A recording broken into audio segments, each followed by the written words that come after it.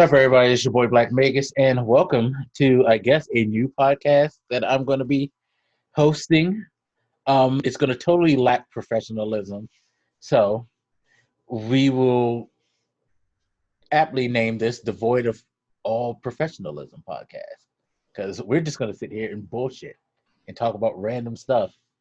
Even though we bullshit and talk about random stuff in all our other podcasts, but this one is completely dedicated to not having a specific topic, or more to the point, not having a serious topic. We're just going to talk about what's been going on and what is on our minds right now. I'm here with Cardiac Sumo, who seems to have a lot on his mind these days, don't you? Since you're Pretty stuck in the much, house. pretty much since birth, I don't have any things in life to do. So just spend time thinking about nonsense. Uh-huh. I mean, now you can contemplate that nonsense to the fullest because the coronavirus has forced you away from any socialization. What little I was getting before.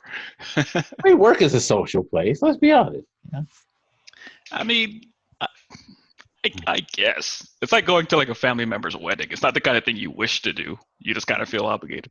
Like, Yeah, I mean, have you not found anyone that you converse with on a regular basis at work? Or I wouldn't say regular basis. There's a couple people that I go out to lunch with, but you know, any young it's ladies that have caught your eye, sir? uh, not much. It's interesting at my old job. Some people have an idea where I work now, but you get free lunch there, right? Mm-hmm. And that's really nice and convenient because you don't really have to leave work. But ironically, I feel like it makes me less social because at my old job, we would go out to eat more, and that was more of a trip away from the offices and stuff. And you would pick, how should I put this? You'd pick a few people around, maybe people on your direct team, whoever, and you go out to lunch. And something about doing that and the whole ceremony of it kind of made you grow closer steadily. Whereas here, people, at least I don't feel as inclined to bother because the food is right downstairs. Sometimes I just eat at my desk. Sometimes I do go in the cafeteria, but I'm just at a one person desk because really I'm just trying to get the food down before I go back up to a meeting or something. I feel like it makes me less inclined to be social because it's just kind of easier to acquire somehow. I don't know how to explain it, but Mm-hmm. I mean, you should mingle more, sir. Come on. we're all gonna die, so I feel like I was right. All right, see, this is why you should have mingled more because when you had the opportunity for in person contact or physical contact, you wasted it. Now you're stuck in your hovel and you can't even get the love of a woman anymore. You fail, sir. You fail. I should get this hand sanitizer away from the desk because I just find myself rubbing my hands with it for no. I haven't even left the house Please don't, because you'll end today. up I think. Yeah. please stop being like me. The constant washing of the hands and stuff. I won't show y'all because it's probably a little disgusting. You probably can't see it anyway, but my hands have started to peel. That shows you how much I'm drying myself out. So be careful with that. I've been drying myself out with this shit. It's It, sad because it's just it's not. I can't, but I It's not can't like I'm stop. even worried about it or something because I haven't really left today outside to check the mail or something. But it's when there's things on my desk, I'll just do it. I'll just drink water just because it's there, and I have to go to the bathroom 50 times a day at work just because I happen to be absent-mindedly drinking water. That's good. You're flushing out your system. I'm made of shit anyway, so what's the point? Aren't we all though? Aren't we all? But yeah, man. Now that we are in the midst of these quarantines, as of yesterday, at the time of this recording, I don't know when this is going to go up, but this past Monday, Governor Hogan told everybody if you don't need to go outside, keep your ass in the house. 8 p.m. is the quarantine time, is the curfew. So if you don't have any real legitimate reason to be out, your ass is going to get a misdemeanor. And they're enforcing it because I was out and I saw like the police just sitting at every place, like different corners and stuff like that. Luckily, I had a reason to be out, so I didn't get in trouble. But police are just like randomly sitting at places, I guess near hot spots, especially like restaurants, stores, and things like that. They're just like waiting for people, basically, and tell them to get your ass in parks. Definitely parks. Any like park or like area where people frequently like get together, they're just hanging there. Like, I wish you would. They're braver than me. Well, I'd probably just shoot them from a distance and be like, all right, can't risk getting a Rona, so let's just put them down. Yeah. I mean, they could be like India. Did you see that shit in India? I saw. I can't remember. I did see something, but I don't think I read a full article. I didn't understand why there was this big deal over there. Well, because the cops are basically physically punishing people if they catch them on the street.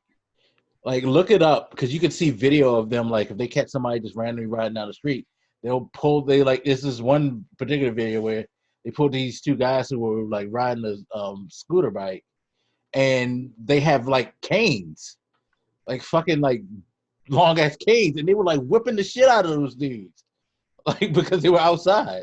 So yeah, they're physically like beating your ass if you caught outside. That's why it's a big deal. They're like, no, keep your fucking ass in the damn house. Okay, so since I don't have the context, is it that bad that they're beating your ass? Because like, you should be in your house. It is the law.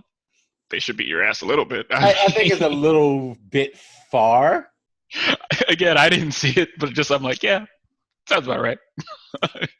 but yeah, it's like taking like a huge like goddamn pole arm to you and just like smashing it on you. Like, mind you, they didn't like hit him in the face or anything. They were just hitting on the sides and stuff. But So still, that they're those parents that know how to beat yeah, you, so it's that basically like you they know, taking kendo sticks to your ass. but not across the face, so the teacher can't call fucking child protective Exactly. They know services. the rules. They don't want child protective services.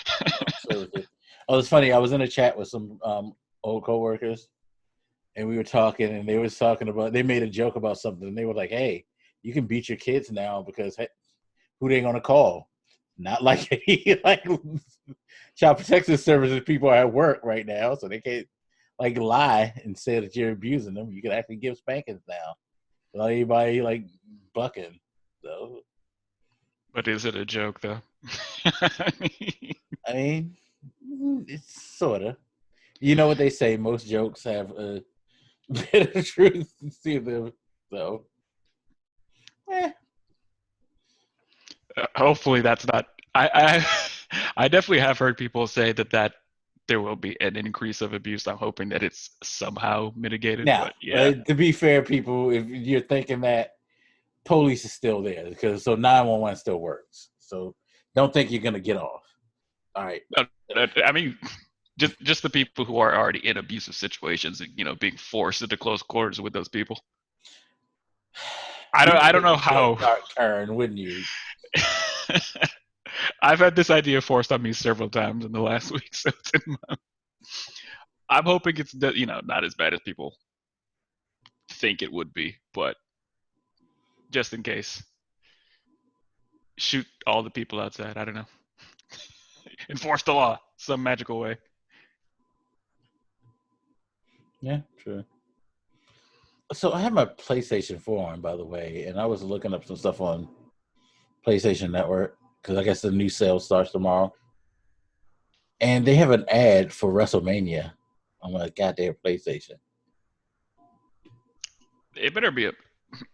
About WrestleMania is free and it's too big for one night. Get the fuck Oh out. my fucking god! They're really still pushing that line. Yes.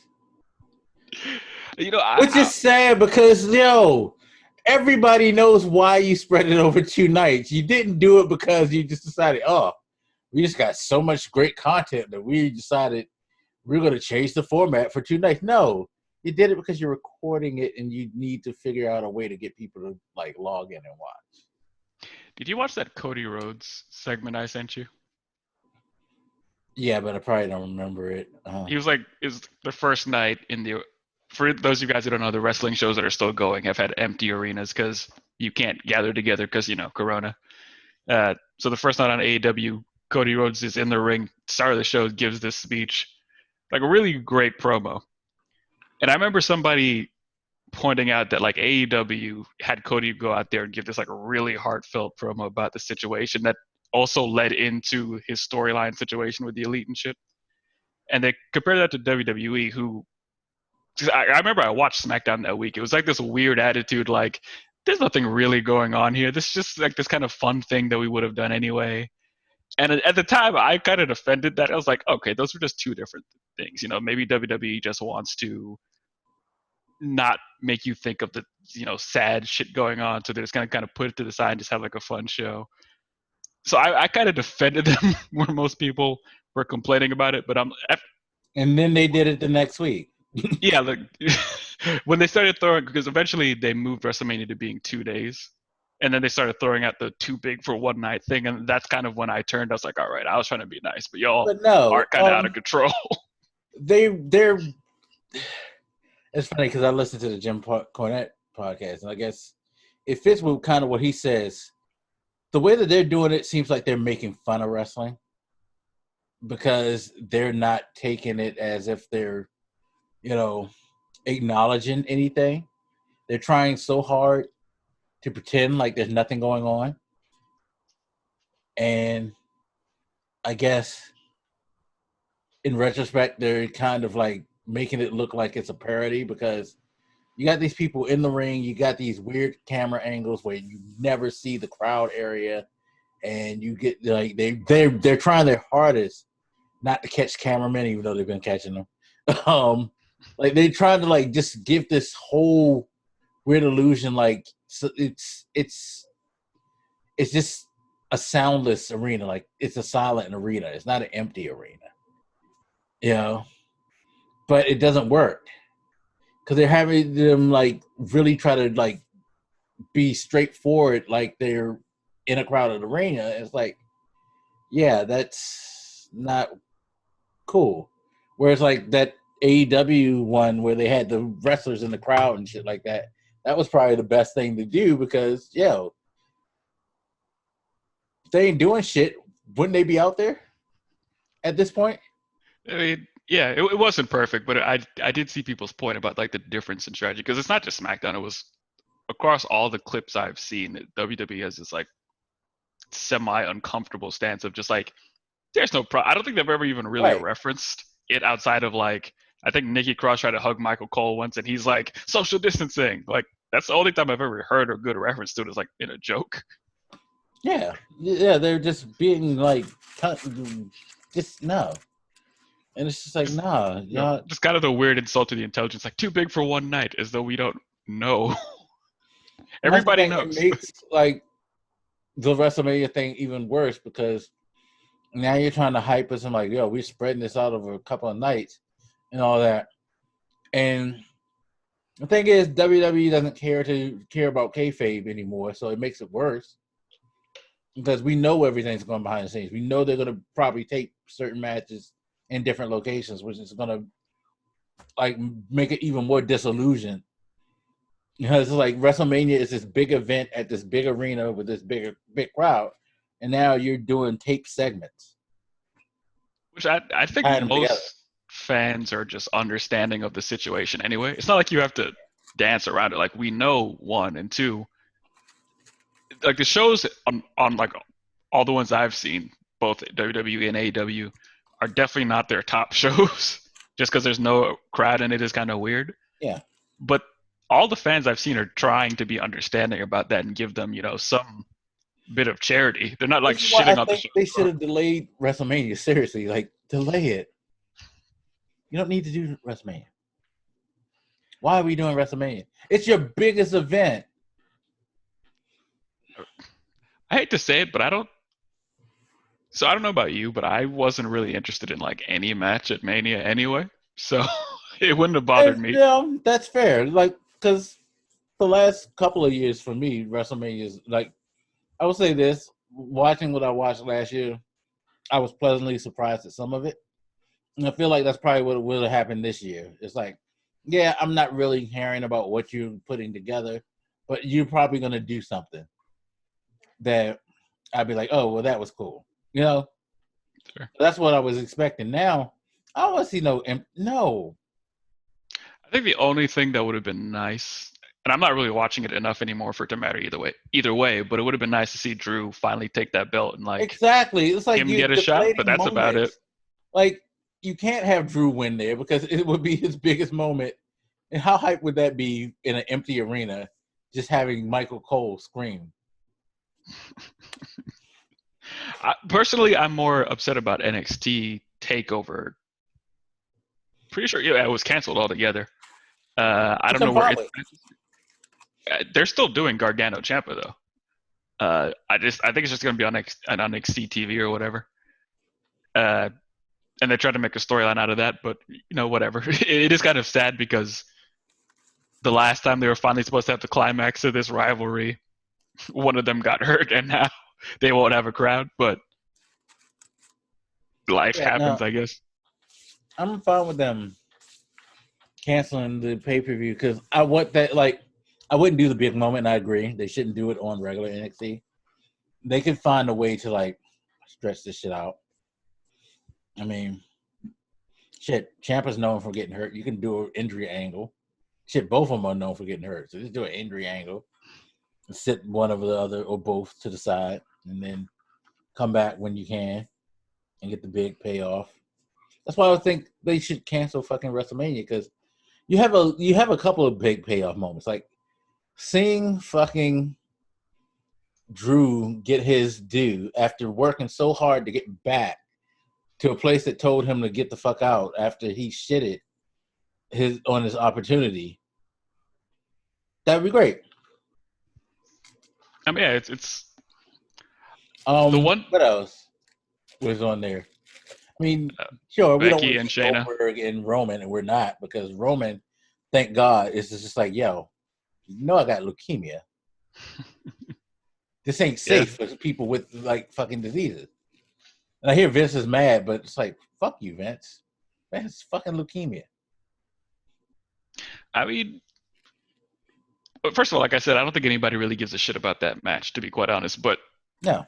beyond that, it's been reported that both companies have told their employees that they can, not do shows without consequence. So I would think him of all people, you should have expected that he would do that. Yeah, but it's Vince. True. I guess I don't know who technically said it was okay to stay home if you don't want Vince to is that work. boss. It's like, yeah, it's okay if you stay. I understand everybody else is sacrificing themselves, but you don't have to be the sacrifice. He's that type of boss. He'll either try to guilt you or he'll just like give you like this silent treatment or something. I'm sure that's what he's doing to Roman. Yeah. I don't know, because I was talking about it the other day with you. It's like, if all this stuff had happened like a month or so later, both of them would be in great condition because you would have gotten through the title changes in WWE, and I think AEW's Blood and Guts was supposed to happen last week. So, and that to me feels more awkward than WWE shit because you've got storylines like the thing with Kenny and Paige and stuff that's been going on for months. That's just kind of suddenly like really slowed down. It's like it's kind of awkward because you were building to this shit for a while. Yeah. But I mean, it is what it is. But I I think that's why appreciate them slowing it down because it's like, yo, save that shit. If you think this is going to be a big deal, save it. definitely they postponed Blood and Guts altogether, so we're not going to get that match for however long, which is probably good.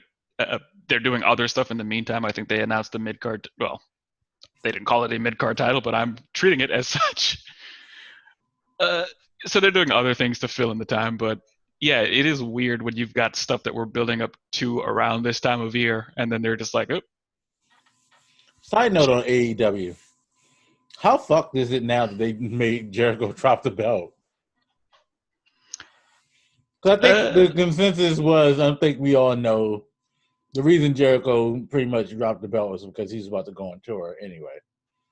So it was just convenient enough timing to give it to Dean and have that walk, so he can like kind of stir it away. And now he can't do no concerts. So now, so now you got to plug him back into the rotation on a regular basis, which is not a bad thing. But it's just like, yo, I feel like he was just much more effective when he was champ, and just like, he was a much more effective dick with the belt. True. And now it's like you kind of like blew that off, and now you. That's fucked up. But he was also leading the inner circle into that. I hate calling it blood and guts. I don't know if it had an official name, but he was leading them into the War Games match against the Elite anyway, so he had still a storyline to do. Yeah, but still, if like think but about, yeah, I think your point. It is with him having the belt, like the champ leading his crew against all of them. It's like, yeah, now you're just, hey. Yeah, it's bad timing for many storylines. I think MJF is gonna slow down a bit. Darby. Yeah, like the MJF shit. Like you had what's his name, Lance Archer and Jake the Snake just come back like the week before all this went down. Right. So they're like, what are you gonna do with this Lance Archer dude now? I think he's having Cody Lee shit. Like, oh my god. Mind you, I hate the fact that he's with the fucking Dark Order or whatever. He's the leader. Like, why would y'all do that to him?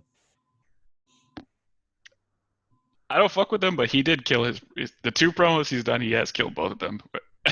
Yeah, and I saw somebody in the YouTube section comment that like, because I don't know if I sent you the video, but there's like a part in the beginning of the first one where his voice is distorted, and they were like, I just realized that I haven't heard his voice in so long. I didn't know what it sounded like anyway, so I never would have recognized it. It's like, yeah, fair enough. But no, I feel like they don't need to have him as that. I feel bad for him because he fought all this time to get out of WWE because he just did not want to be like a character in a like ensemble aside, a member of a group or anything. He wanted to be a straight up like singles competition, get a push wrestler. And what did he come to AEW to do? Lead. I don't know. I heard him in an interview. He seems pretty happy with it. He seems pretty happy. He's settling for this. I mean, I say he's settling for being in AEW, but I think he's settling for this because he feels probably more comfortable. He feels more hopeful. I think that's what it is. But I got to think that this shouldn't be the way that he would have liked to be brought in. He could have been brought in much better. Who knows? I've been pleasantly. And I think he probably took that role because he's just happy to help because they gave him the opportunity. So, I know we don't want to stay in wrestling forever, but I was listening to his podcast. I think it was with Jericho. After his debut, I think it might have been, or maybe right before. And he brought up something that I never really thought about before. He was talking about, so everybody says in WWE, you have all these people like telling you what to say for your promos and all this shit. And he was saying in AEW you don't have to do that. I thought that was just like a dope thing everybody liked. And he likes it too, but he mentioned that there is this kind of a weird pressure because like it means that your promos are all up to you. So he was like, man, so if it sucks, it's on me.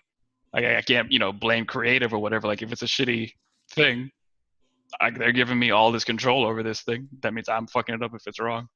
And I was surprised. Yeah, it was Jericho. I was surprised because Jericho seemed to have the same kind of nerves because he was talking about how accustomed he was to having to pitch everything to creative and all this shit and this whole process and being micromanaged and then thinking, all right, now that it's all under my control, if it's trash, there's nobody else to blame. I thought that was a weird thing that they seem so nervous about. To that point, the Matt Hardy thing I heard about with the teleporting, they've come out and they've been trying to damage control that shit because it didn't go over well. Yeah. And they were trying to make the explanation like, oh, we weren't teleporting him. We were just showing different images throughout the arena, like from a hologram. And then he was and all that, which made no sense because as someone pointed out, if all of those images were a hologram, then which one was the actual Matt Hardy? Because you're trying to tell us that everything was a hologram except for him being in the ring, and if the one being in the ring was the real one, how the fuck he get there so quick? Because you never saw him just like they never cut to a point where they cut away from the ring enough to make it look like he just came from under the ring and appeared. I remember before they even announced him or anything, I said I hope he doesn't go because I don't fuck with Matt. Uh, he did have one line that night that made me laugh because he was like pointing to the crowd and he's like, "It's not empty. There are spirits or essences everywhere." And then he Well, I goes heard like, they said he saw Abe Lincoln or something.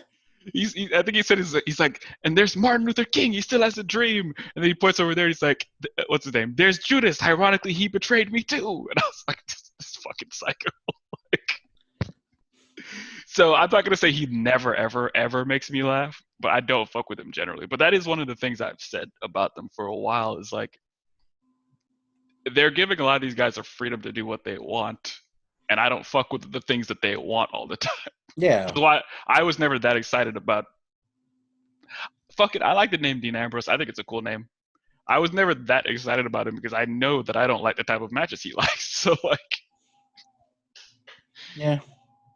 Yeah, it kind of makes you like in perspective when you look at some of the stuff he's done at AEW, like the Joey Janela shit, where he was just doing all types of dumb shit, or the one with Kenny Omega, where they like beating each other to death and throwing each other through tables and stuff. Like, I kind like of makes sense why WWE wanted to rein you in, sir. even his stuff in New Japan, which is not as extreme as that stuff was. He still takes it outside the ring too much for me. I did like the match he did with Darby Allin, and I've liked with Pac and shit. I like some of his matches when he like keeps in the ring more. But I've always acknowledged that like the type of wrestling this motherfucker likes is not my personal thing because I've never liked hardcore style matches. Uh, Outside of that brief period where like they invented TLC and you had like the Hardy Boys and Edge and Chris, like where all that shit was kind of newish to me, but I've Well, I never think the liked it. difference is like with TLC, it was pretty limited to the format, and they kind of did it right. Whereas I think, especially now, when people do quote unquote hardcore matches, they add way too much stuff. It's like it's one thing when, like, okay, you had tables, ladders, and chairs, so you know, um, I think wasn't the first table, ladders, and chairs you had to climb the ladder to get the belts to? Like it Pretty sure wasn't a that's still pin. the rule. So yeah, the ladders had a purpose, and they were just like, yeah, you could use tables and chairs, if you need to, as well. So there was still a purpose around one of the elements enough to where it's like, yeah, well, it makes sense for them to climb these ladders and to have these spots off these ladders. Whereas, you know, you look at most stuff now. Again, the Joey Janela thing, like, why do you need to be like having all these different things that you hit each other with and like shatter like glass stuff and through glass tables and stuff like it's like you're just finding a reason to utilize something because you think it looks cool and will make people like gasp or something. You know what I mean? The TLC shit when they did, especially the first one, when they did that shit, it all made sense But in don't the we? perspective of how they did it.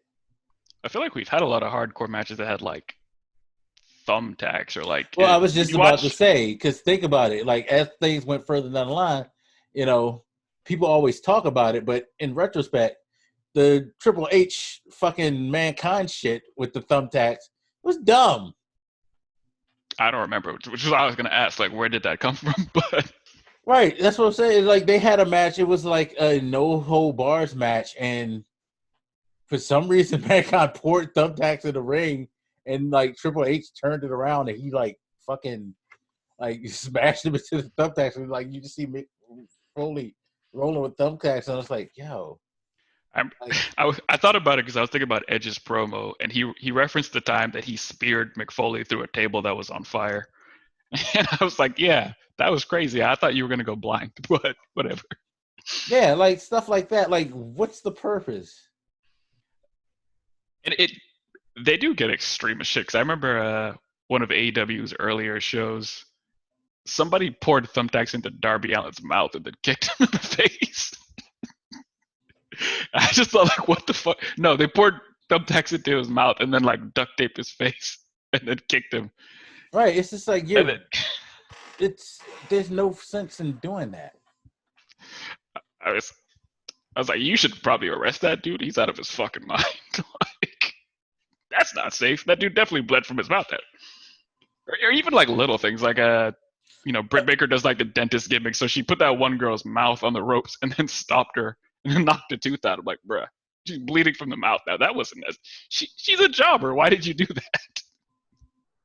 Yeah, no. I mean, you could even say some stuff like it's funny, we were talking about Ciampa and Gargano. Some of the stuff that they did, like in that last match, or the last two, I would say, like, okay, y'all stop with the like ripping the mat up and all that shit. Y'all are just going too far.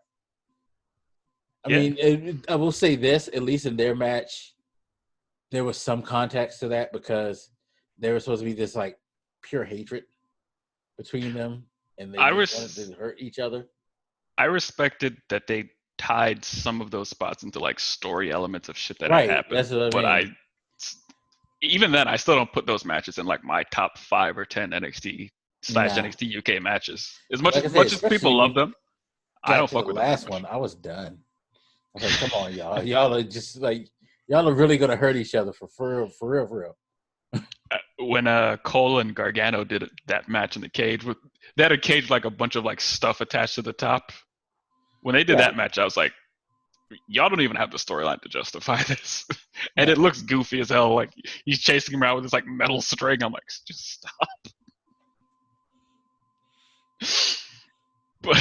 But yeah, there's a, I don't know. Like I said, like I appreciate that some people seem to really dig those kind of matches. I just never have, especially because you don't hit people in the head with chairs anymore. So there's always like this weird, awkward, like having to aim it at their back. Like Kenny, I think it was like the last AEW show, they were like having this little brawl and like Kenny came in with a chair to save somebody. And somebody complained that like he looked bad trying to swing the chair at Sammy. But it was Sammy's fault because he was moving.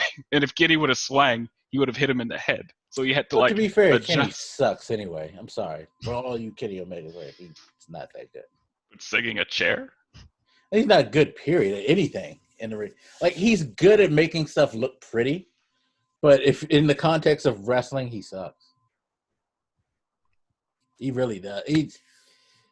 He's very graceful, very athletic, but unless he's with someone like, Okada or Jericho, I don't find his matches to be all that great because he needs somebody to hold his hand to make a good wrestling match, in my opinion. Otherwise, he's just like good at looking technically good at doing his stuff on occasion. He's not even that technically good when I think about it. I think he also, and he's a boring personality. He's like no fucking like seriously, like I don't even understand why people think he's the greatest thing in the world. He has no mic skills. His persona is dumb. Like, what is his real persona? Like, what is it about Kenny Omega we're supposed to buy into? Right now, I wouldn't say that much. I think before, what was it that we bought into? Like, I was gonna say when he was in New Japan, I think they reined him in a bit more. like he still had his quirkiness, but it wasn't as free as it is now. Like just the way he even carried himself. But even then, I can't think. Like, what was the Kenny Omega? What is Give me a description of Kenny. Like, I can give you a description of Stone Cold, like badass, drunk, cursing, don't give a fuck, fight anybody, champion who's all about being the best. What is fucking Kenny Omega's bio? Canadian? I don't know. That's what I mean. It's like Cody, the American Nightmare, son of a legend, like passionate about wrestling. Oh, wants to be the best. Always is striving to be at the top of his game. That's, Cody. Adam Page, drunk, surly, fucking like brawler who don't take no shit.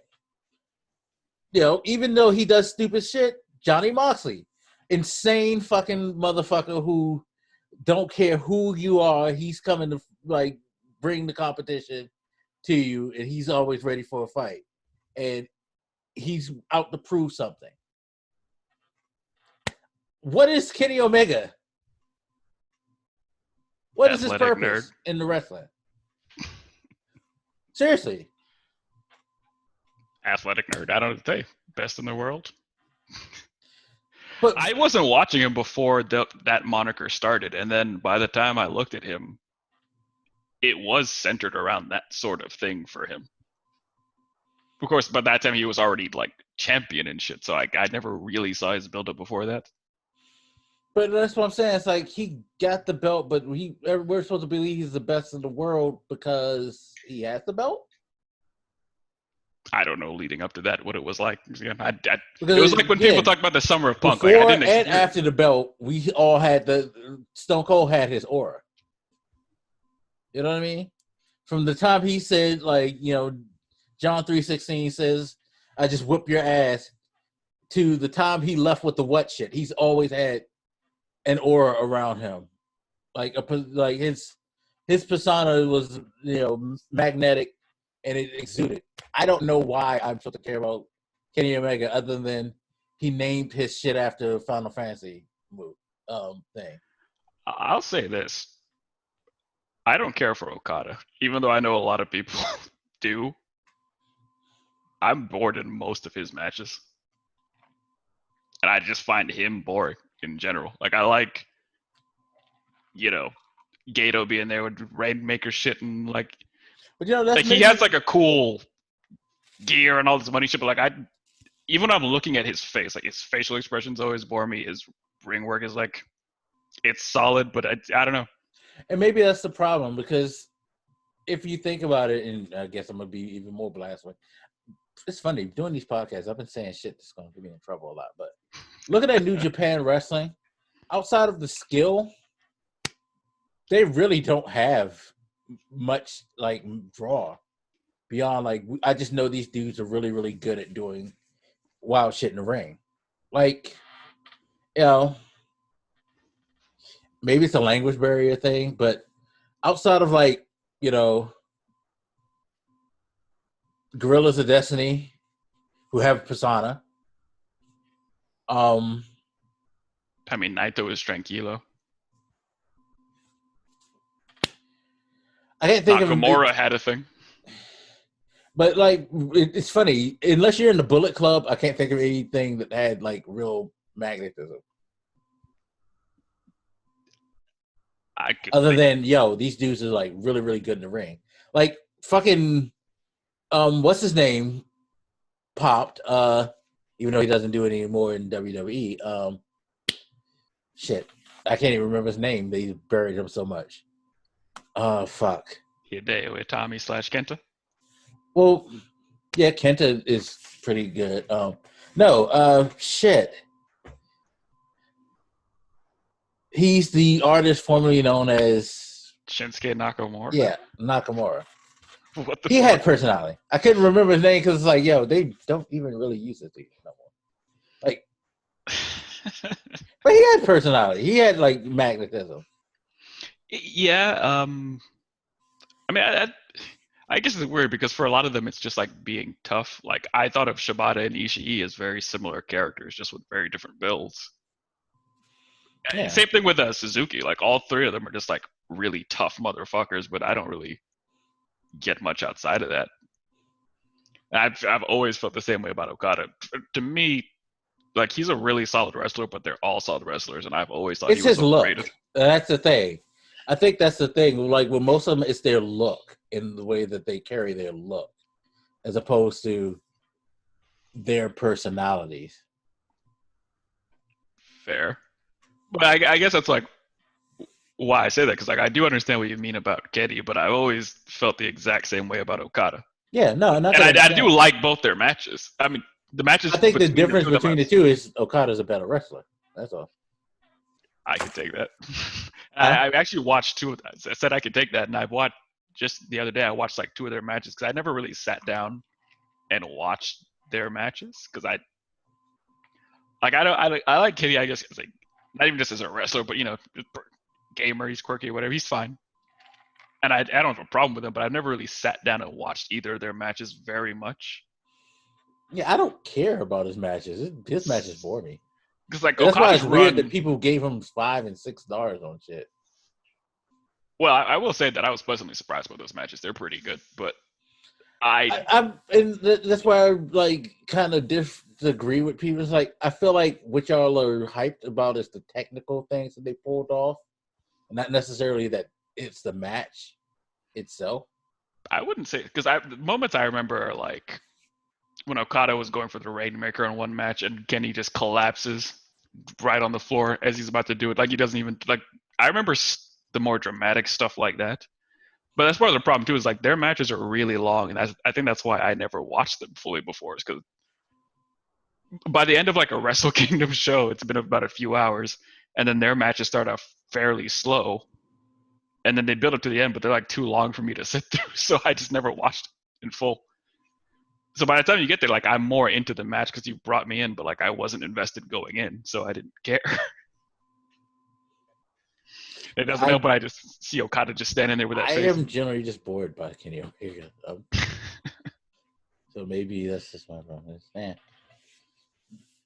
Uh, like I said, his biggest appeal to me is like I find it cute that he names moves after video games. Like I said, the One Winged Angel. Like okay, yay, I Sephiroth. I appreciate moves The that V don't. trigger. Okay, although I find like the more I see the V trigger, the more that I am kind of disappointed because your V trigger in Street Fighter is something like, this is a game changing thing. It's like you're just doing a high knee, dog. He's like that big of a fucking game changer. I will say that in case there's any like New Japan out there, get New Japan fans getting mad. I didn't watch it that consistently because like I was watching one of the matches and they did the video package up front, and they did that moment where like the Golden Lovers came back together and like finally hugged and everybody exploded. And I was like, I wasn't following that story, so I didn't know they were apart, and I could not take part in your euphoria about them being back together, even though I love Kota Ibushi. But I was like, I sense that there is a story here, but I don't know what it is. So I don't know why everybody exploded when they hugged. I didn't know they had a problem. So, Mm. that's definitely part of it for me with New Japan is I'm not following their stories close enough. Because like I'm listening to the announcers during one of the match talk about like this year-long rivalry between Omega and Okada. I'm like, well, I wasn't watching it, so I don't know what to tell you. I was gonna say I do respect moves like the one-winged angel that nobody kicks out of. Uh, And same thing with like the Black Arrow or whatever Pax thing is. Because I was watching, I think it was that Revolution show, and one of the announcers pointed out that nobody's ever kicked out of Omega's One Winged Angel. And I remember them saying that in New Japan. I'm like, how is that still fucking true? Nobody's And I can respect that because nobody protects finishers. his and Pax are two finishers that are.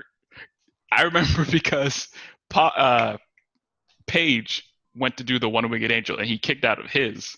So it still maintained the rule of nobody kicks out of the One Winged Angel. And then I went back and watched that Okada Omega match. And I think Okada got out of it by like touching the ropes. I was like, wow, nobody has ever actually just kicked out of this fucking move. Yeah. And that was one of the. I did appreciate that being the story of like at least one of those matches where they were like, if Kenny could just land the One Winged Angel, he would win the match.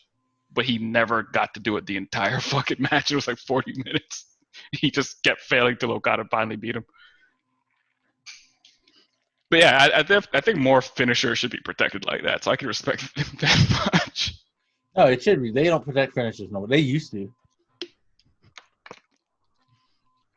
I knew it was dead Like when people Stone kicked Cold out. never hit you with the Stone Cold Stunner until he was ready to put you out. He'd like try and somebody reverse it or some shit, but nobody kicked out of Stone Cold Stunner. Yeah, I I mean, respect it. even back in the day, nobody like until like post movie Rock, nobody kicked out of shit like the Rock Bottom. And now you got Kevin Owens doing the stunner, and it's like, just don't.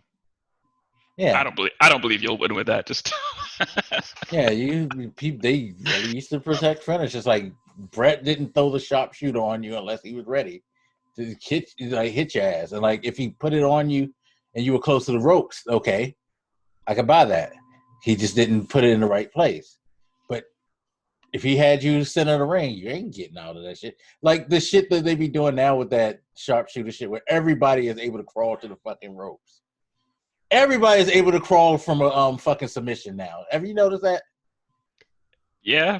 Nobody could keep their submission in like the ring in position. Like you're literally in the dead middle of the ring, and this motherfucker's dragging your ass. Like, wait, you have all of a sudden your strength is gone? What's his name? Jericho's Judas effect, as much as I hate that move, is a really protected finish. Yeah, I know. If he hits you with that shit, you done. As dumb as I think it looks, he's beaten Omega, Page, Matt, Cody, Gold, or Dustin, I should say. People in New Japan, like I don't know if anybody has kicked out of it, but it's. I remember that No, time if he it's hit your Darby with it from midair. yeah, if it's your finisher and you put that shit down, it's just like again, everybody does super kicks now. But remember when the fucking like sweet chin music was it? Like as soon as like he loaded up, he hit you with that shit, you're done. Well, not anymore. Again, it had to been a random like, oh, you just happened to like roll at the time that you've hit when you fell, or like your leg was near the rope, but no one kicks out and finishes. But now everybody can fucking get hit like 5 times. Shit, how many times did like fucking Brock hit goddamn Roman with that fucking F5 in WrestleMania that year? Like for real? I think he literally hit him 5 times. Yet fucking Kofi gets hit with it once in like 10 seconds and he loses his belt. We can't all be Bork Laser. Why did I say that? Get all be Bork, sir. I'm sorry. But yeah, like most of them aren't. So I've gotten used to it on a certain level. So I think that's why it stuck out to me when they pointed out that nobody's kicked out of the one winged angel.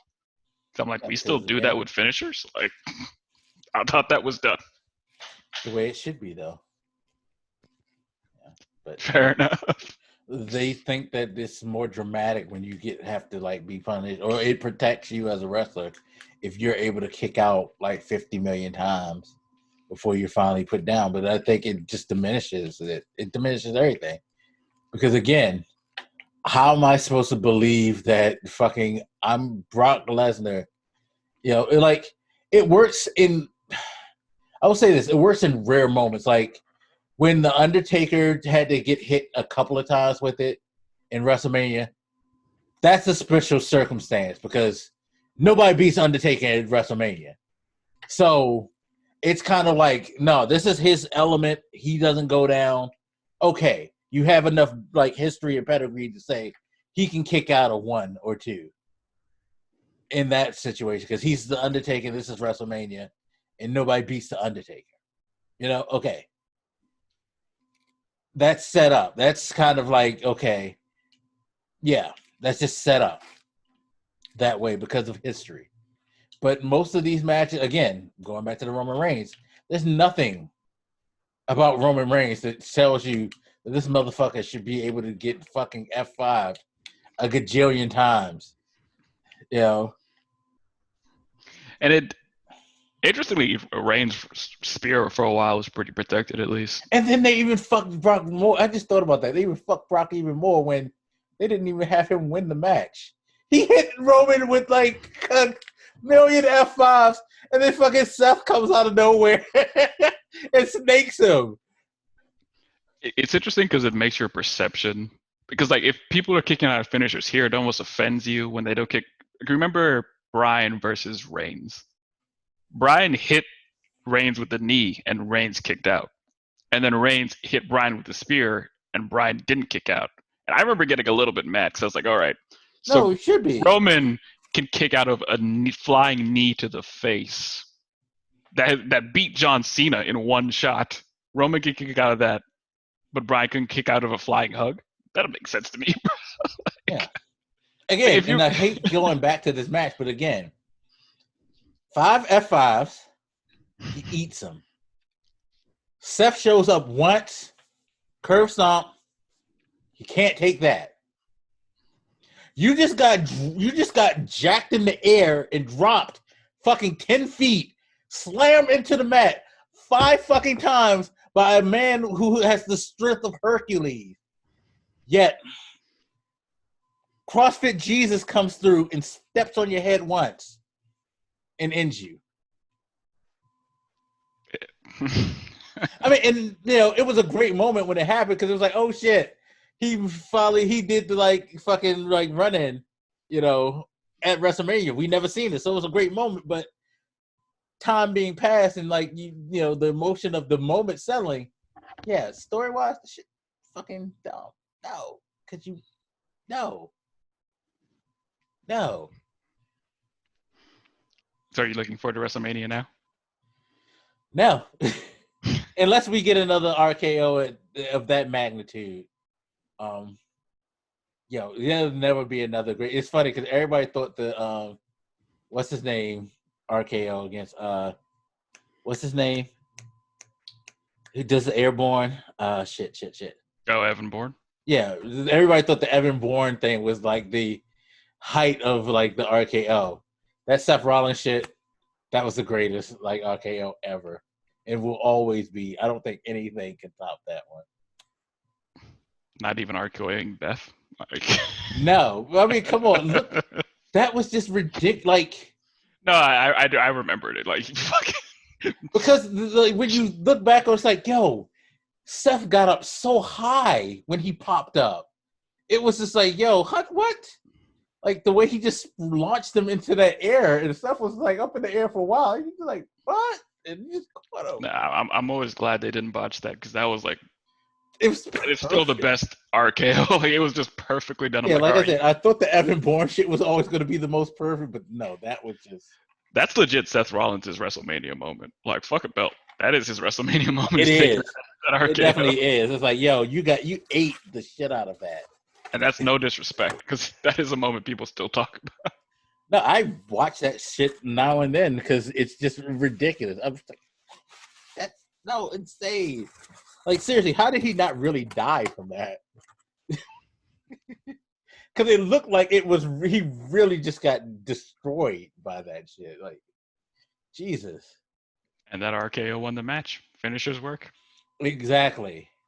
I mean, I think you can find ways to stop doing that and stop doing a lot of other shit, like, for example, disqualification victories or losses or whatever.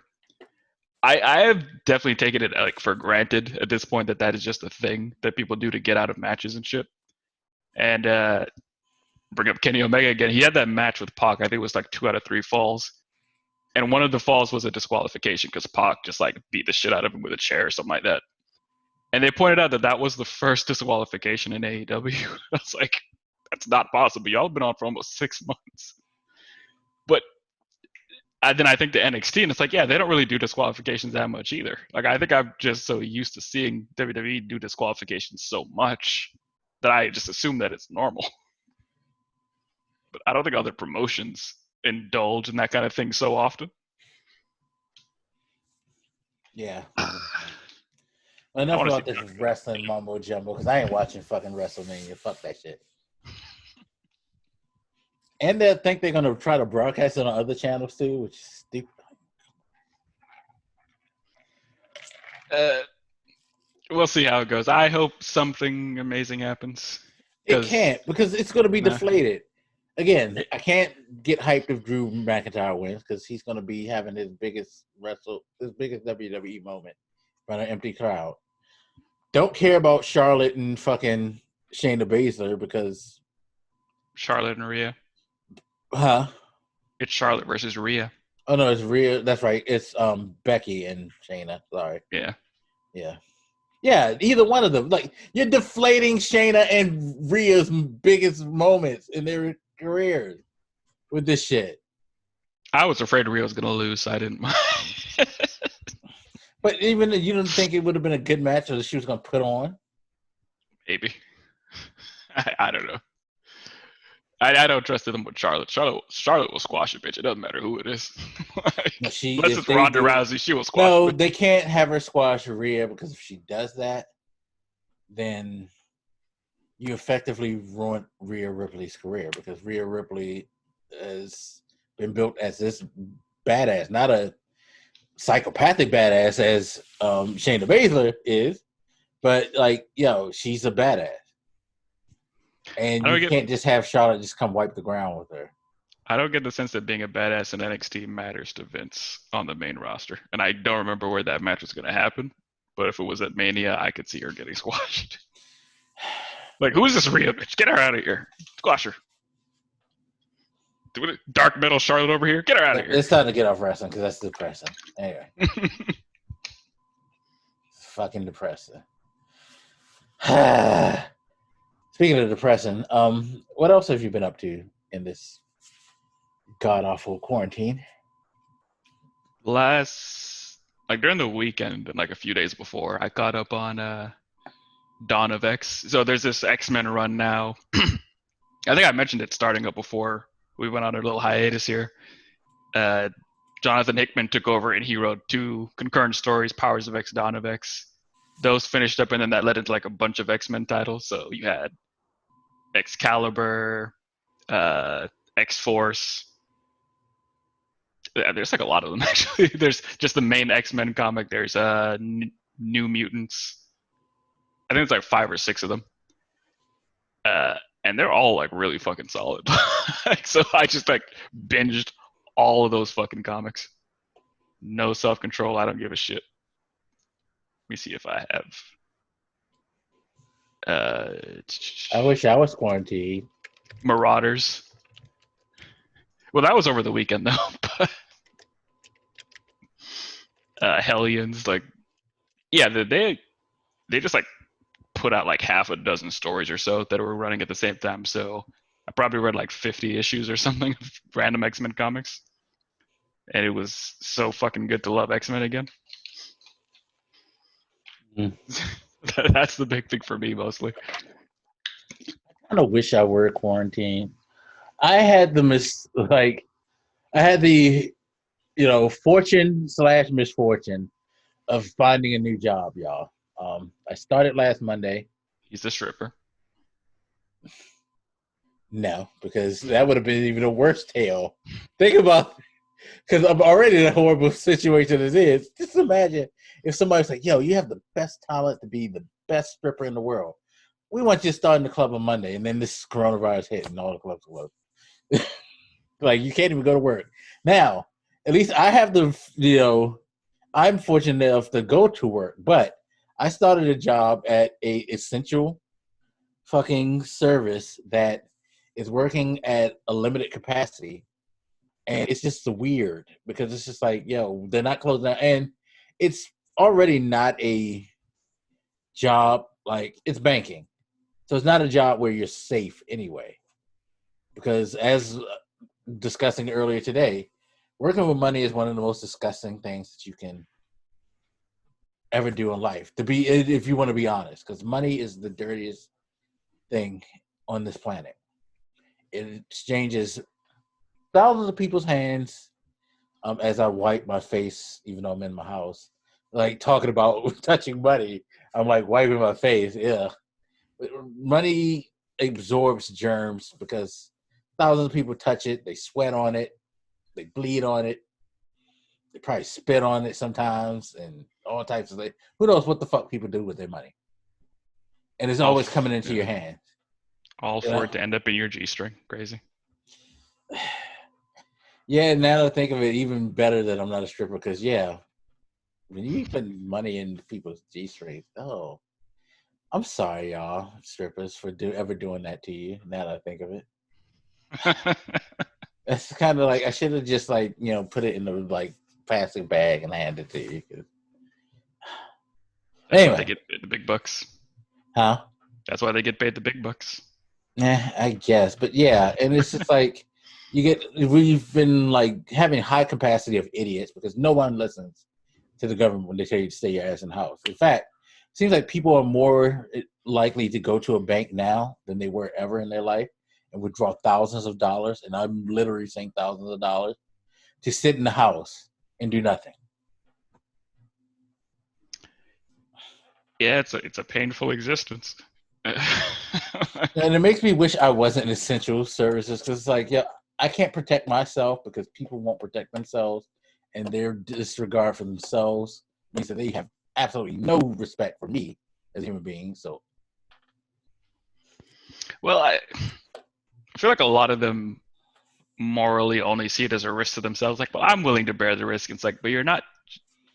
It's like when parents don't want to vaccinate their kids. It's like it's not just about your kid. Like, there's other kids in the class maybe that right, like will get fucked. Like, it's not how it works.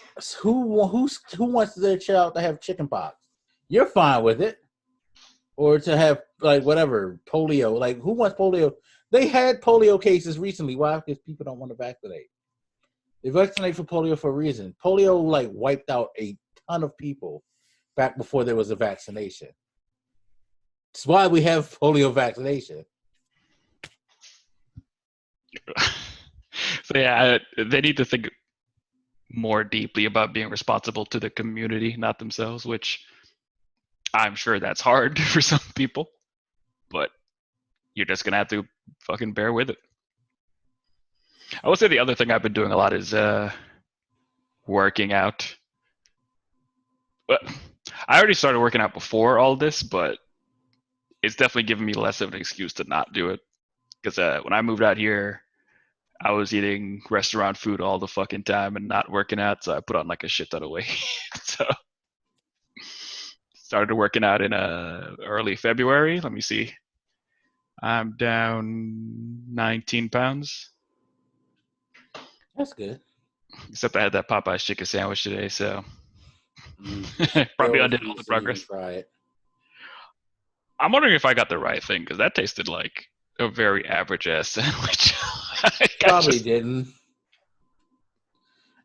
Because I've been told by other people that I know, they were like, "Yo, it's not that great." I don't know if I expected it to like change my life, You but I'm probably just, did because that's how people act about it, and that's the thing. When you overhype the shit out of something, that's what you should expect. and it was like middle of the day. I didn't feel like I didn't cook anything yet. Still, I was like looking for something on DoorDash. So, oh, look at this, fuck it, just give it a shot. Pick it up and like, okay, it looks like a regular fucking sandwich. It's like, it's nothing wrong with it, but it's a sandwich. It's like I remember thinking like, was it a Popeyes chicken fat sandwich or was it Chick-fil-A? Did I get the wrong thing here? Like, what the? So that was an extreme disappointment. Again, not that it was bad, but it was like a fucking sandwich. It was a very plain, boring ass sandwich with their plain ass Cajun fries. So I say that all to say that I have been working out, but apparently I have no self respect. All the progress is undone. One sandwich. Ooh, there's a Twitter fight between that Brianna girl and like other people now. Who the fuck is Sorry. Brianna? Oh, The one I sent you the tweet yeah. earlier today. For backstory, there's a Bernie publicist who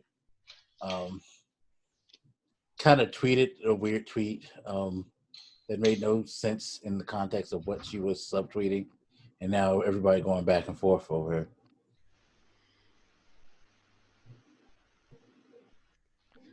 Because now she's going at everybody. She's going to have a horrible career, by the way, until she grows up. But I don't want to get into the Bernie thing because I'm tired of Bernie. I actually did a 20-minute video after we did the podcast about the Bernie shit. So I'm burning out. I'll have fun. Have fun with your cause. I hope it goes well with you. Talk to me when you become an adult. That's the best I could say. Talk to me when you're ready to be an adult. Shit. I'm just gonna let it go for now. Yeah, nah. We spent enough. You'll know what we're talking about when you see this. There'll already be a new Reason Reborn podcast up where it'll probably end the series because the Bernie Bros will come and destroy it. So. I would be impressed if that happened. I'm like, all right, y'all are vigilant. Huh? If they did that, I'd be like, I okay, appreciate the attention. y'all are some Shit. vigilant motherfuckers. Give me that attention. I would gladly take it. I don't care. The smoke. Because at the end of the day, I give no fucks about what you think anyways. No, at this point, because at this point, it's just like, I'm going to say this, I'm going to leave it, but at this point, it's white noise to me at this moment. And it'll be white noise to them in a year's time. I said that caught up on some movies. The thing I don't fuck with YouTube about is like once you watch a few things, like it just shows up in your fucking recommendations all the time. So I watched some reactions to anime and shit, and now it's just like all there. And I keep getting recommendations for like the saddest moments in fucking anime. I need to watch season 4 of what's his name, by the way. It's sad because I'm just saying all types of stuff that's going to get me in trouble. I need to watch season 4 of My Hero Academia, but I've gotten used to watching it dubbed. So I'm waiting for them to dub season 4. I thought it was dubbed. No, not yet on Hulu. All the first 3 seasons were dubbed, but apparently they haven't posted the dub versions of season 4 yet. So I'm biding my time. I'll give a little forewarning since people complain about this. There's like after the first arc, there's like this, I want to say 4 or 5 episodes that are like slower. People hate that. So I'll just say that it comes to an end at some point, but yeah. I didn't mind it because to me it came after like a pretty intense arc, so I was like, whatever, fuck it, I can chill with this for a few weeks.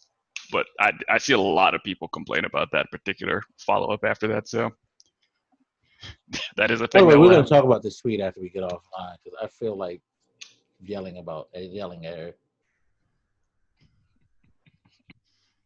I thought you were burning out.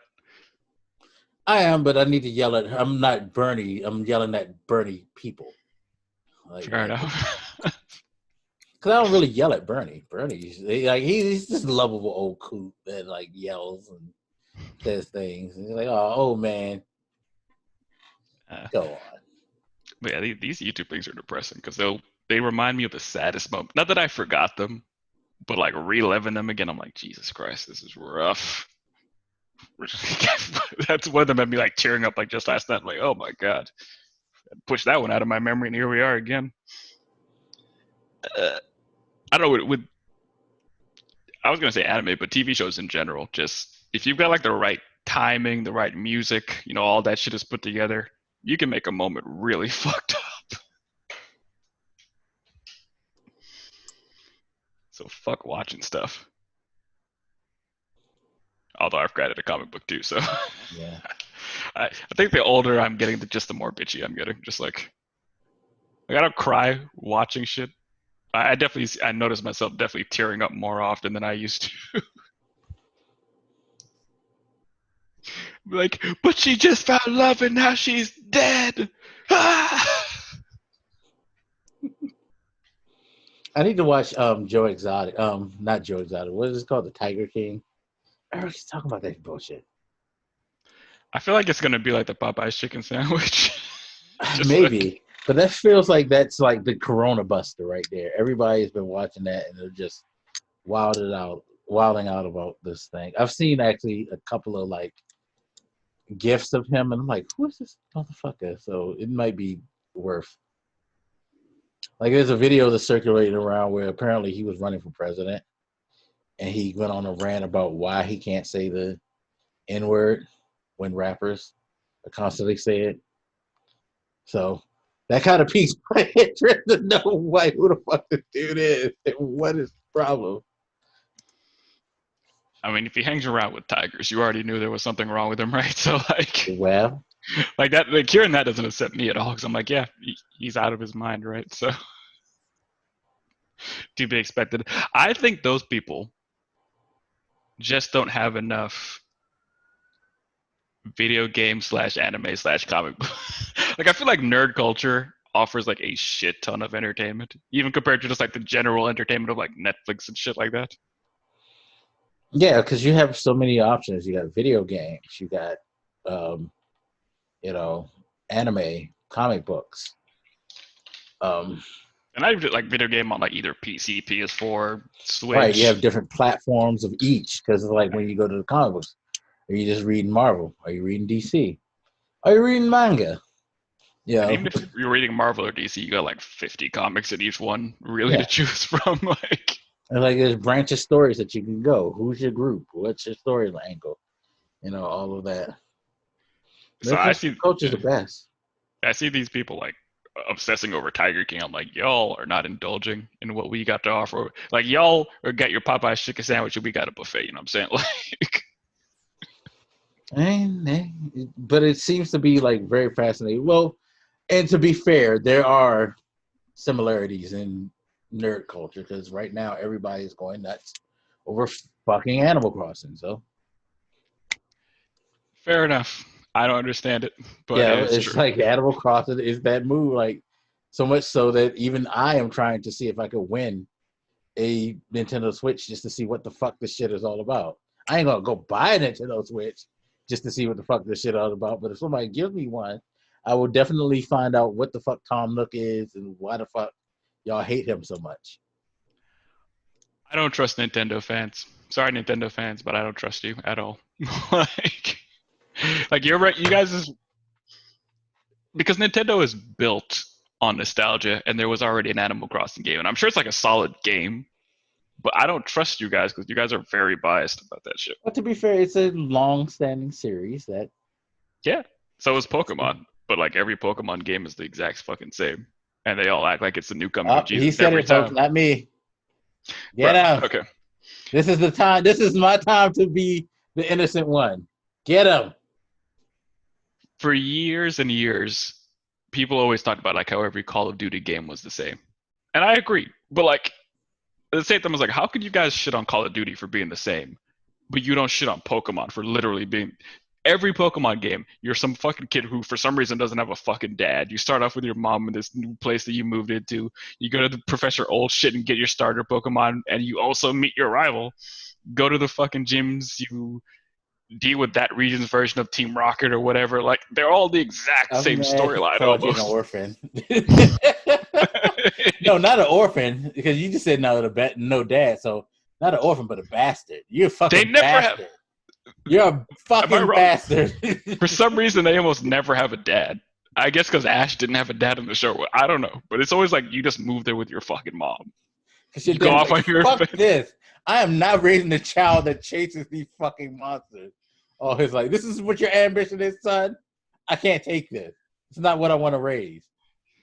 Get your 8 badges, do the league, beat the Elite Four in the champion game. Like game after game. Some of them are the same game re-released again. Like Yeah, didn't they just re-release like a couple of them? y'all, like no, y'all don't get the shit on. And I'm not a Call of Duty fan, but like y'all don't get the shit on Call of Duty. Y'all don't get the shit on sports games. Like Pokemon is by, and every Pokemon game, by the way, in a vacuum by itself, is a solid game. But it's the same game over and over and over again. This is why I don't trust Nintendo fans because they're just like that. I had a friend who bought like several versions of the fucking DS because like this one has like a Link thing on it. This one has a Pikachu theme. I'm like, I don't trust y'all. Y'all are bad consumers. Sorry. It's because you haven't caught them all yet. And you never will with that attitude. I never will because they keep adding more. They're not worth it. Like I remember back when they were in like cartridges, like Game Boy Advance or Color or whatever. One of them had a Pokemon that you could only catch during a certain time of day. But I had played this thing like over 400 hours or something, so the internal clock on the cartridge died, so I could never get that Pokemon. And like after Oh, that, I wow. just didn't give a fuck about that anymore. See, that's why you suck as a Pokemon trainer. That's his problem, people. He hates y'all because he is not a good trainer. I put in too many hours before finishing off my little mission there. You had to get friends to like trade so you could get like the version exclusive. Nah, fuck that. I'm done with it. Mm. Look, I love Nintendo. I have a Switch, but fuck Nintendo. No, fuck Nintendo's fans. Nintendo is just smart business because they're the only motherfuckers that could keep putting out the same thing like that. Them and Disney. I respect it. I'm not shitting on, loving the same thing that hard. Just admit that you're doing it. That's all I'm saying. I guess. But once you get your shit, you can tell me like where the animals are crossing to and what the big fucking deal is. I'm sure there's I'm gonna open the door and somebody's gonna have like one of those switches and just like beat me in the skull with it. And you play enough Nintendo games to be absolved. Because just because you don't like Pokemon, well, no, because we're in an era where if you don't like something that people um, deify, then something's wrong with you. And to be clear, I like Pokemon. Like I could play a Pokemon game for hours and hours. I'm just not like gonna pretend that it's not the same game I played the last time before. See, don't you want to watch a show with somebody who looks like this, sir?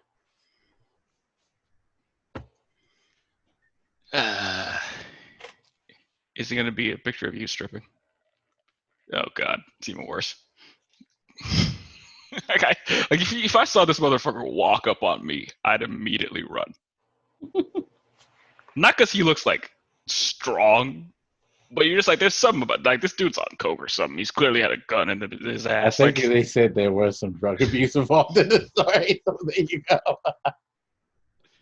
I just don't trust this. Like there's such a thing as too eccentric. I don't trust this motherfucker at all.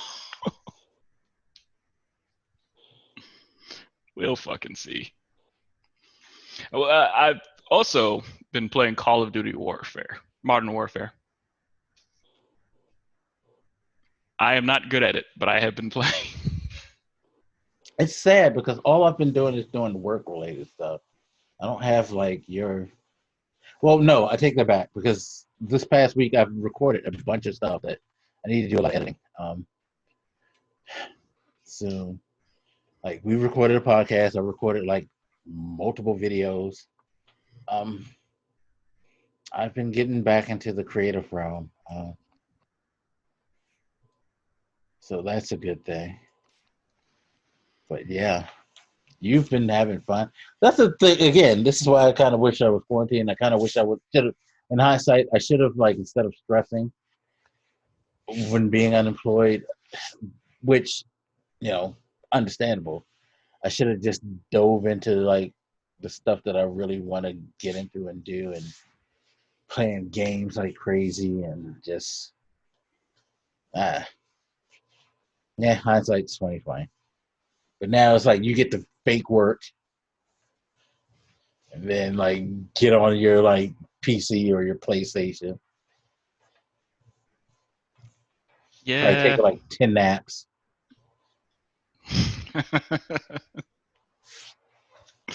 I mean, mostly it's been like cooking / working out, I guess. Because I also ordered the Green Chef thing. For you guys that don't know, it's like every Monday I get this box with like 3 recipes on like these ingredients. And like each recipe is like 2 serving sizes, so they're like 6 meals, I guess, for the week. So put those together. Pretty healthy stuff. It's been very helpful. It's not cheap, but it's helpful to me. Eating healthy is always expensive. That's the sad thing. Anything that helps you be a better person or like, protect yourself is always expensive, where anything that will ruin you is easily accessible. For example, that Popeyes chicken sandwich was shockingly Exactly. Because cheap ain't that shit compared like to $4 or something? like I order stuff from like other like these craft burgers, whatever the fuck they call them from these other places, like $20, $25. And I look at this Popeye sandwich, I'm like, is this made out of real meat? Like, how's this cheap?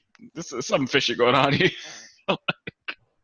Yeah, it's real. It's I just was like, I don't know if it's because other people are overcharging me or these guys are just not giving me real food.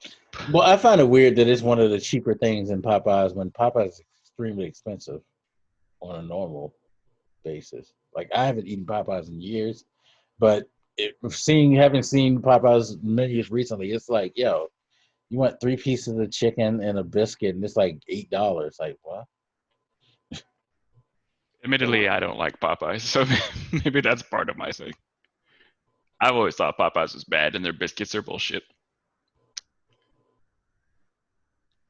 It goes Red Lobster biscuits, KFC biscuits, Oh yeah, piles of Popeyes dog shit. biscuits ain't even on the chart. Popeyes biscuits is horrible.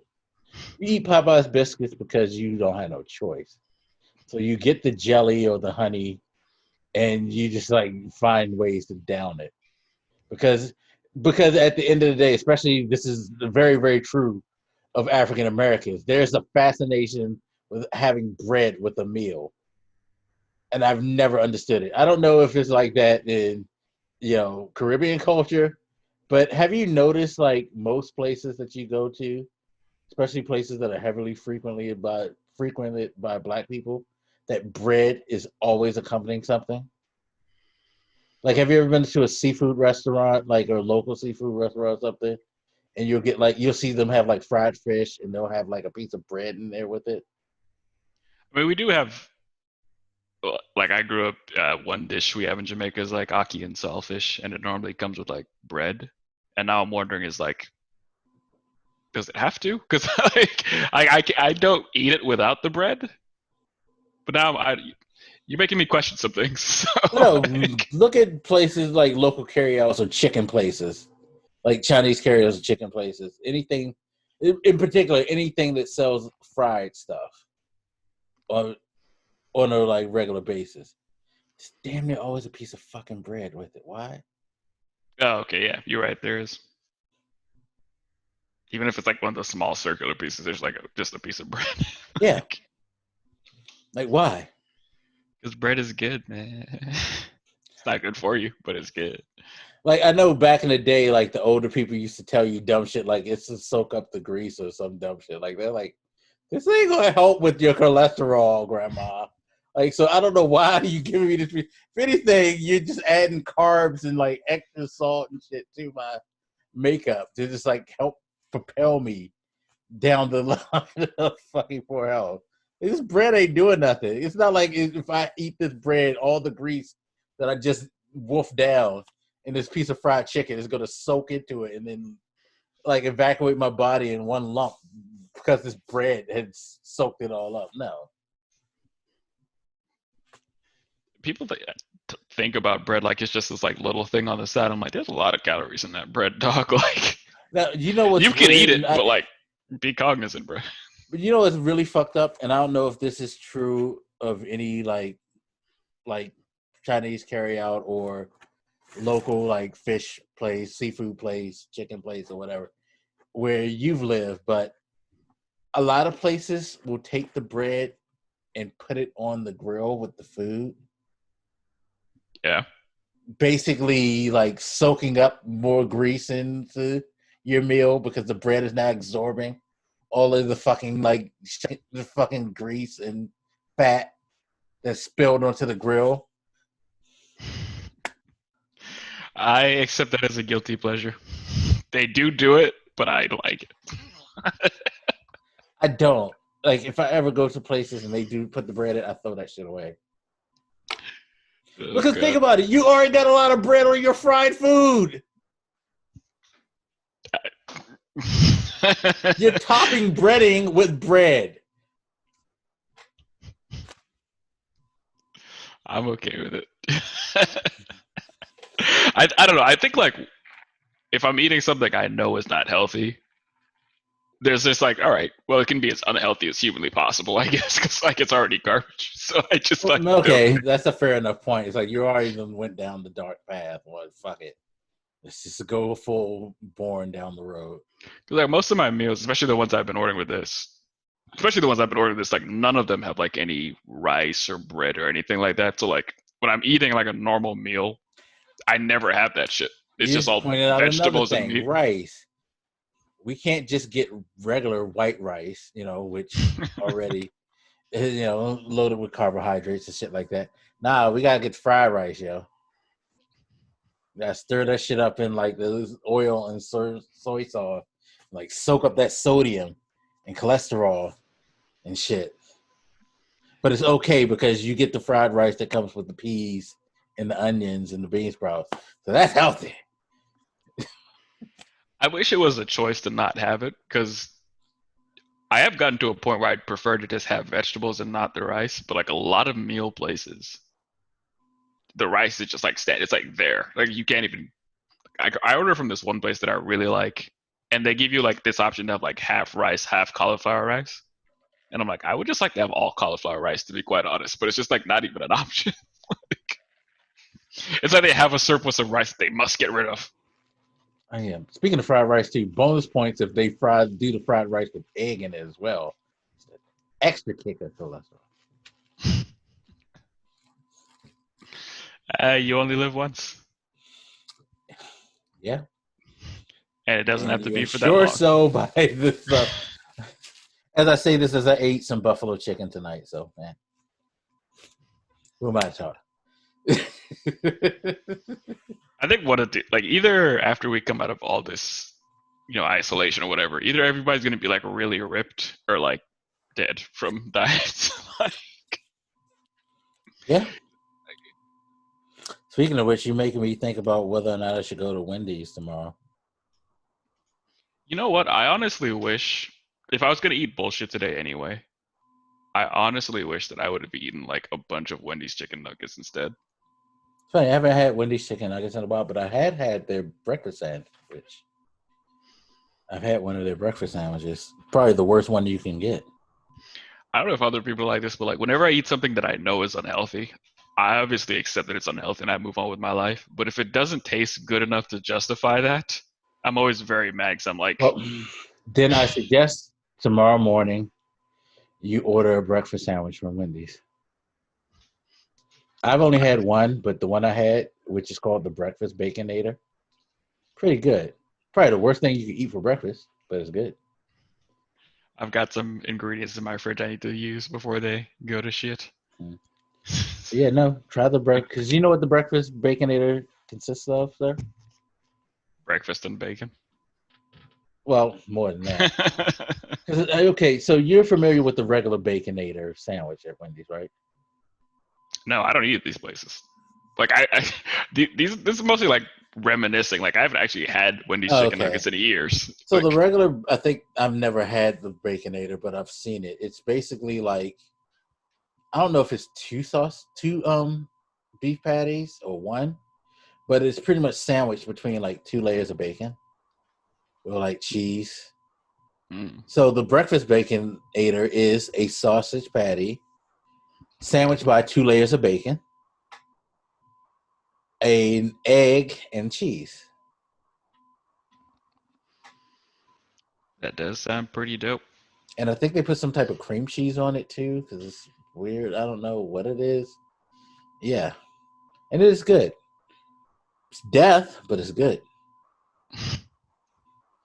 And they have like so you should look at Wendy's breakfast. It actually is the best thing, and it's funny because me and the old coworker we were like going wax poetic about it in our chat. But the best thing is that they serve potato wedges with it for breakfast, and they're like seasoned potato wedges. Like think something akin to KFC's potato wedges for breakfast. It's like really. If you would have gotten to me before I ordered that sandwich, I'd probably be like more enticed. Like I'm still dealing with the like residual guilt of eating dog food.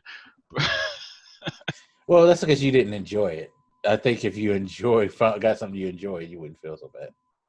No, You'd I be like, always yeah. feel guilty. Like when I don't enjoy it, I I feel just feel like your guilty. guilt would have been different. I feel like your guilt would have like, shouldn't have eaten it, but fuck it, it was good.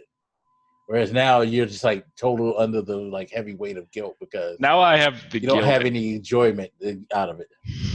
When I eat something I don't like that's unhealthy, I feel guilt and anger because it feels like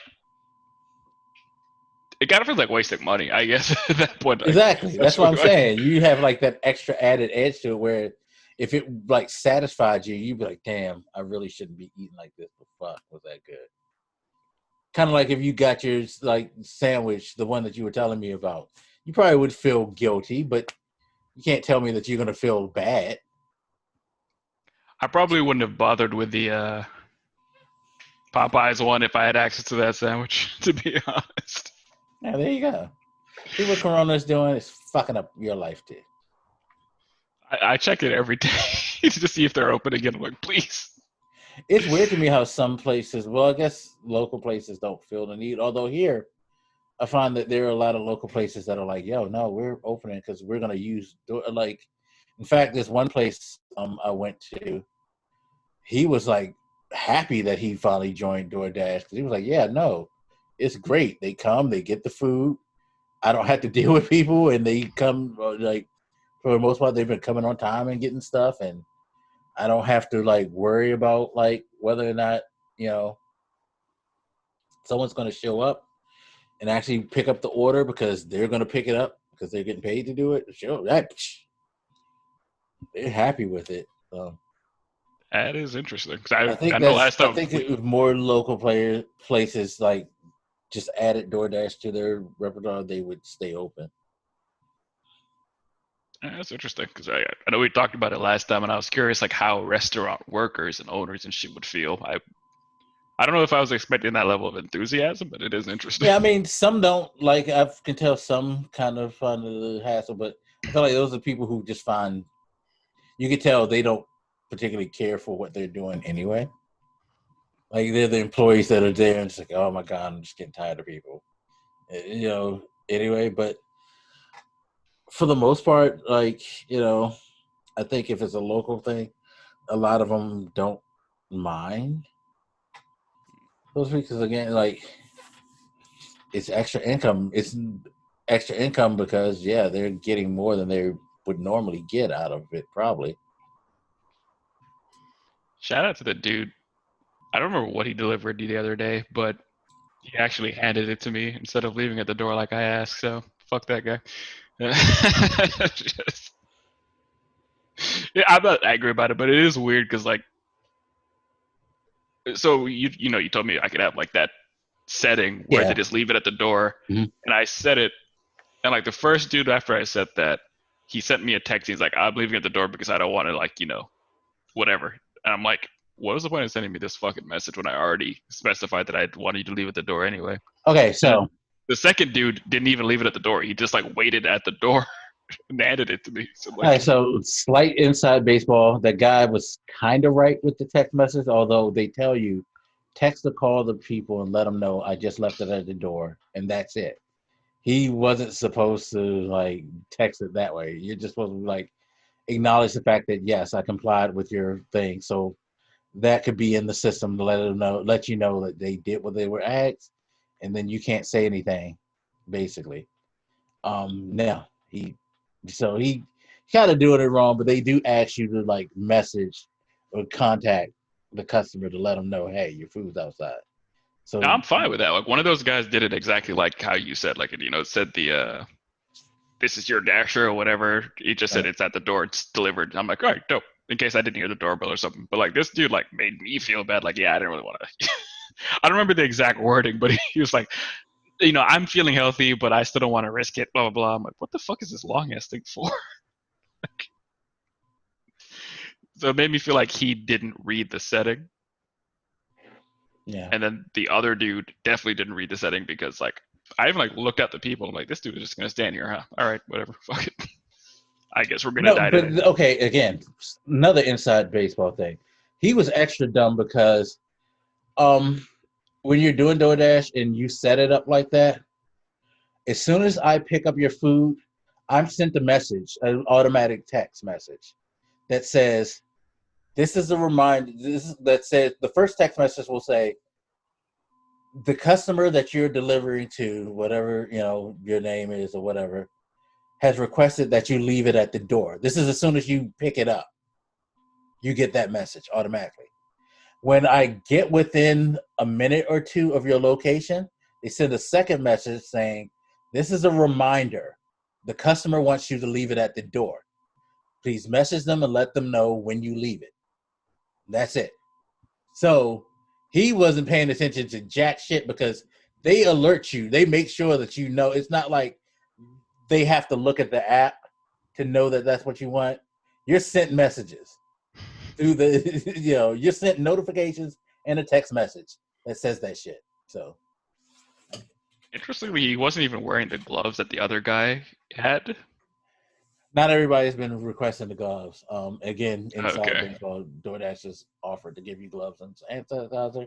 So if you do DoorDash, please sign up for that. I wear mine. Like, in fact, I feel like I just thrown mine away from earlier tonight when I was out. But Okay, yeah, that makes sense because like definitely like other people like even and before that option were wearing the gloves. I kind of got used to them, so I was like, huh. yeah, they give you the same type of gloves you see people in kitchens wear, for food handling. So yeah, no. So If they I'm just don't gonna wear them, pivot. it's because they just ignored like DoorDash saying, "Hey, we're willing to give you these for your safety and the customer." So that guy was just shitty all around, Yeah, and I still didn't give him a bad score. yeah. Not because I was nice, I just kind of forgot that I could rate him. To be honest, because I just never. I only do it like if they're really dope or they ask, I guess. Because most of them, I don't know, they're not really nice or anything. It's just kind of like, here's your dog food, eat it, fuck off. Yeah, most of them probably act like they don't give a fuck. Some of them are just like really fucking dope. I'm like, all right, And I it's want to. sad because for those of us who act like we give a fuck, it sucks because when we act like we give a fuck, we get shitted on. And then when we try to act like we're discouraged, we can't because we actually give a fuck, but then we get shitted on. I always fuck with the people who like get lost, and then like I'll go and find them, and they feel so bad, and I'm like, bruh, relax. People get lost here. I'm used to it. I had my shoes on ready to come and find you because I assumed 50-50 shot you're getting lost. So I hate the it's like, not on you. yeah, because again, I hate apartment complex sometimes because they just don't seem to like lead you into a complex. It's just one particular place around here, and I've been there several times, so I kind of know like if you do it enough and you go to a certain place, you should know. If you don't remember, then you're an idiot. There's two places. One particular place, there's a main street, and then you have to turn off to a side road and go down a service road to get to this apartment complex. Well, the apartment complex uses the main street, so as soon as you get like to that point of where the GPS feels like that's where the building would be parallel to where you are on the street, it says, "Yep, you're here."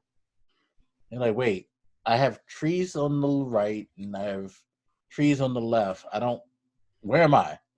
And then you just have to realize like, oh, you got to go in, or the people call you like, no, you got to come in. Um, and this is other place where it'll lead you to like the entrance of the complex and say you're here.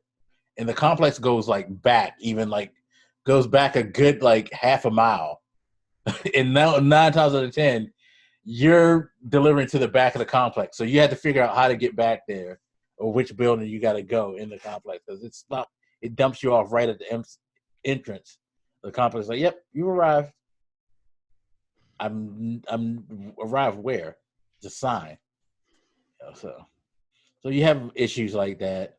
I encourage if you do DoorDash and you live in an apartment complex, in the instructions, just put the name of your apartment complex. So, because most people who do it frequent enough will be able to at least recognize that, oh, okay, I just look for the name of the apartment complex and it's somewhere here. If I get sent to some just like random point that says, yep, this is generally where you're supposed to be, figure it out. Yeah, I have to. I don't think I did it, but the other day I was definitely thinking like maybe I should add the building number or something at least because like most people just know based on. So I'm like in building number 7, and the number is 713. and they can just kind of see. So like most people don't ask me that.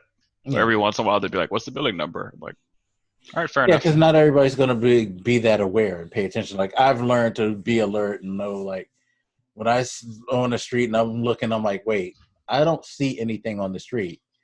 I start looking for like apartment complex signs and things like that. And sometimes if I think it's an apartment, I'll like actually Google the address to get a picture and I'll be like, oh, it's probably behind that gate right there in the complex. So I'll know to look for that before I go. But you got to kind of, think on your feet when you're doing it. I'm also just kind of jaded because lots of people in life don't read things. So I'm Yeah, just like, no, are you they don't. gonna read them anyway? Like, Yeah, but most of them are dope people. Just the few who are like, because there have been times where like I'll put something in an instruction. I'm like, you definitely didn't fucking read it at all, yeah, or you're lying to me about it. Like, but for the rest of them, I'm dope with them. They're cool, and they bring me food to help me live. So yeah. hashtag essential personnel over there. Shame they don't get paid more. But hey, it's a gig. Most jobs in America don't pay enough. What can I do? So it's not like they're in foreign territory. Well, All then right. you should vote for Bernie.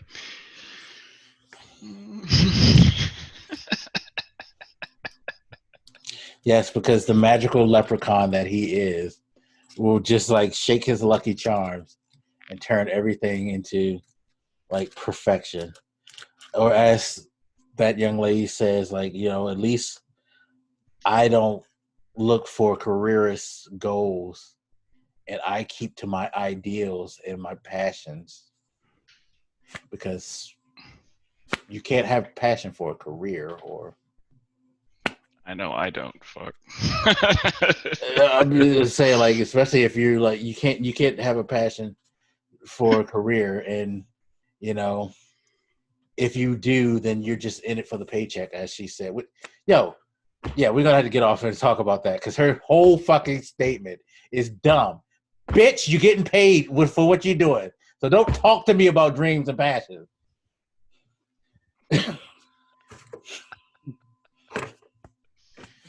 Shut up. Like, come on. Like, what the fuck you think you're not volunteering for this dude for free. So shut up. Shut up. And you wouldn't do it if you weren't getting paid, because he ain't doing anything for your life. And you damn sure ain't gonna do nothing for your life now since he ain't won the presidency. I'm not touching it until we get off. He's never done anything for anybody's life when you think about it, though. But lead them down the path of where they're at now. Righteousness. Yeah, righteousness and being losers. Anyway. God damn it. This is why I shouldn't drink while I do podcasts. No, Bernie's a lovely guy. I hope he like finds his groove and is able to do some cool things as a senator. I would actually like to see him as a cabinet member somewhere. Probably I don't make know for where entertaining he would TV. fit. Huh? Probably make for entertaining TV. No, but I was like, where would he fit as a cabinet member?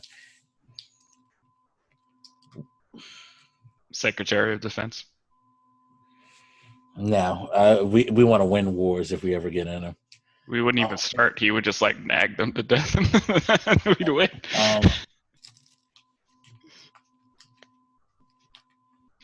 Have him oversee like Health and Human Services or something. I don't see it. Yeah, no, because he really, yeah. God, he really isn't all that good for just hyping people. Like, he really is the flavor of politics. Without the crack. That we know of. Yo, I wish I was good. I wish I knew how to do Photoshop. Because I damn sure would Photoshop a picture of him with the like flavor cop clock and hat, and maybe some Not gold already teeth. exist. Huh? Does that not already exist? Yo, find that for me. I need to see Flavor Flav Bernie Sanders. If that doesn't exist, the internet's definitely not doing its job. No, it's not. Get on it, people. You hear me? But then again, you stopped watching as soon as I said something bad about Bernie. So how would you know? You stopped watching at the end of The Reason We're Born, and you're probably trying to find a way to fuck me in some way. Well, can't diss Jesus out here. What the fuck? Just heard a dog maybe being murdered or something. I don't know what that Well, I was. mean, hey, if you guys are out there to fuck me for saying something bad about Bernie, make sure she's pretty, has big breasts. I was gonna say make sure you're wearing a condom, but I guess you're I mean, I big. have the condoms. That's fine. But no, make sure she's pretty, has big breasts. If she comes to fuck me. I better make sure that they're wearing a condom because they are Bernie bros. Nah, I want one of the sister bros, like the girl, female bros. Yeah. You have some standards where they'll be annoying you during sex. Anyway. But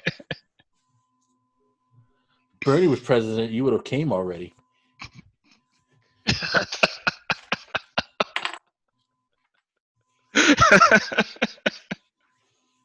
I'm done. I don't want to talk about it anymore.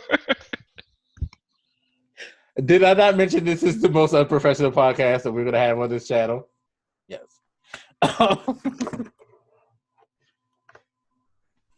Anything else, bro? No, that's it. It's midnight. I need to go to sleep and edit this and get ready to go to work and deal with money. Pray for me, people. Please. Even if you don't believe in God, pray for me. Because I need all the help I can get right now in this fucking dumbass city where nobody wants to stay in the fucking house and adhere to the rules. Jesus Christ. There were actually people like just standing on the corner drinking as I was driving to work this morning. And I'm like, what the fuck y'all doing? Drinking. They told you. Yeah, as I was driving through DC, because that's what people generally do on the streets of DC all day fucking long. Don't actually standing drinking or just hanging out in the corners and congregating in large groups, which I'm like, why are you not socially distancing? Jesus.